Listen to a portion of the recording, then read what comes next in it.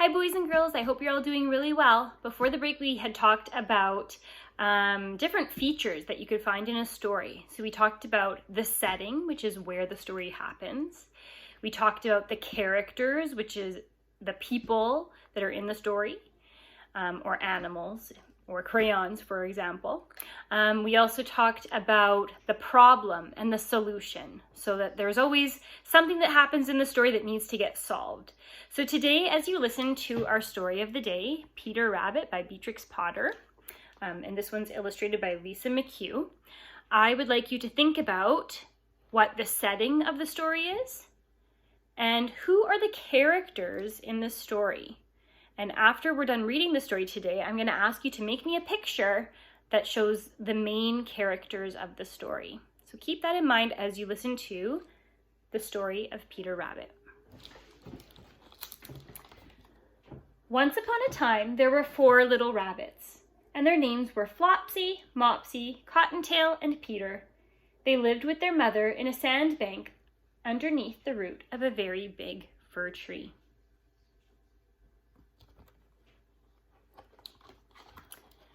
"Now, my dears," said old Mrs. Rabbit one morning, "you may go into the fields or down the lane, but don't go in Mr. McGregor's garden. Your father had an accident there, and he was put in a pie by Mrs. McGregor. Run along and don't get into mischief. I'm going out." Flopsy, Mopsy, and Cottontail, who were good little bunnies, went down the lane to gather blackberries.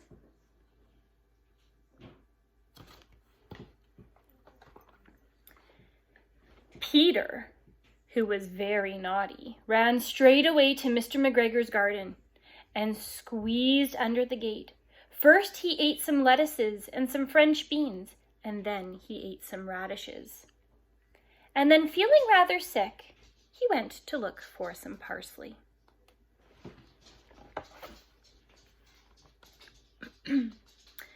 But round the end of a cucumber frame, who should he meet but Mr. McGregor. Mr. McGregor was on his hands and knees planting out young cabbages, but he jumped up and ran after Peter, waving a rake and calling out, "Stop, thief!" Peter was dreadfully frightened.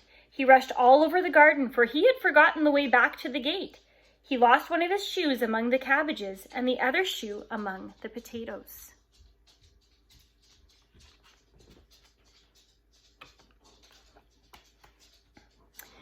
He ran on 4 legs and then went faster, and he might have gotten away altogether if he had not run into a gooseberry net and got caught by the large buttons on his jacket. It was a blue jacket with brass buttons, quite new. Peter gave himself up for lost and cried. His sobs were overheard by some friendly sparrows who begged him to save himself. Mr. McGregor had a basket and was about to pop it on top of Peter, but Peter wriggled out just in time, leaving his jacket behind.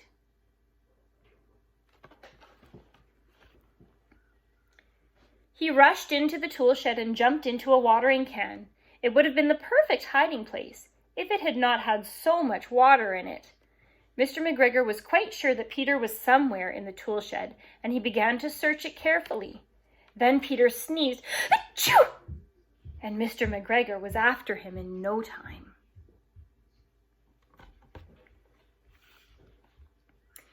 Peter was trembling with fright, and he had not the least idea which way to go.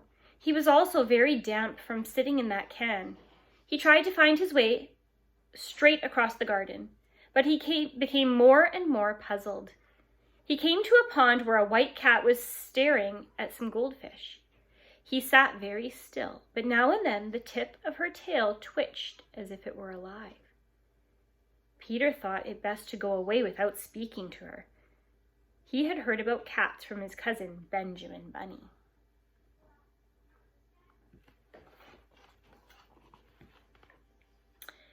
He turned back toward the tool shed when he heard the noise of a hoe. Scratch, scratch, scritch.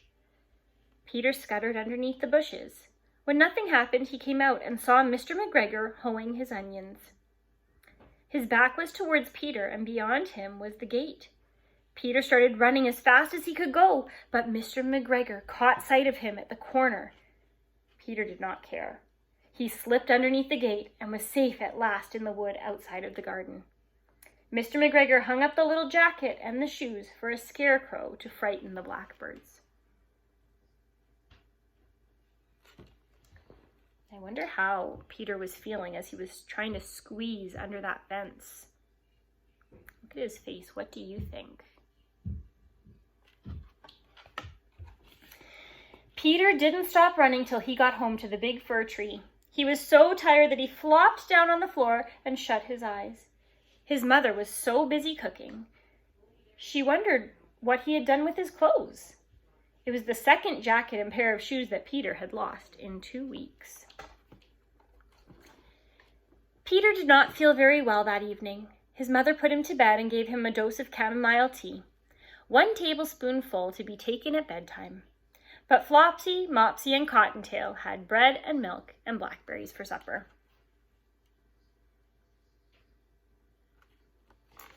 So our mischievous little Peter Rabbit got into quite a pickle. And I'm going to give you a quick picture walk as we try to remember who are the characters, main characters in this story.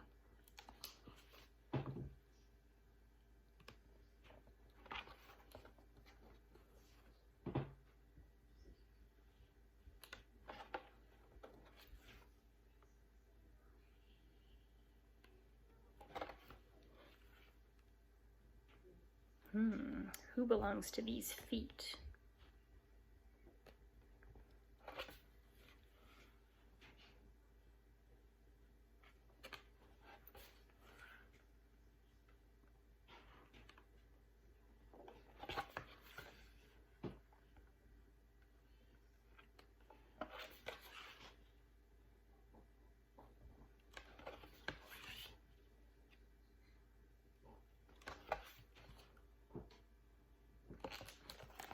All right, I hope you enjoyed our story today.